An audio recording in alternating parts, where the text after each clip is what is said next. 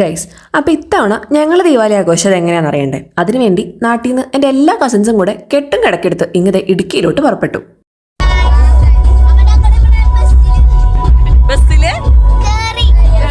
അപ്പം ഞങ്ങൾ താമസിച്ചത് ക്ലൗഡ് ഹിൽസ് ഹോം സ്റ്റേയിലാണ്. രാവിലെ എണീറ്റ് കഴിഞ്ഞാൽ തന്നെ ഇവിടുത്തെ വ്യൂ ഒരു രക്ഷയില്ല.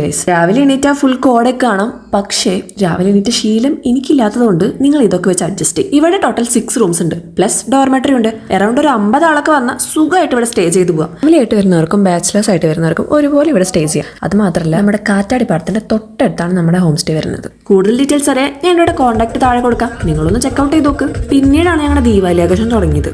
കുപ്പിക്ക് കുപ്പി, പടക്കത്തിന് പടക്കം, എല്ലാം കൊണ്ടും പരിപാടി അങ്ങ് അടിപൊളിയായിരുന്നു. കാരണം ഞാനിത് ആദ്യമായിട്ടാണ് എൻ്റെ വീട്ടുകാരുടെ കൂടെ ദീപാവലി ആഘോഷിക്കുന്നത്.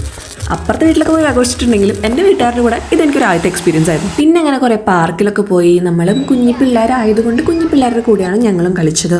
പിന്നെ വ്യൂ പോയിന്റ്സിലൊക്കെ പോയി ജീപ്പ് സവാരിയൊക്കെ ചെയ്തു. അതുകൊണ്ട് എല്ലാം അടിപൊളിയായിരുന്നു.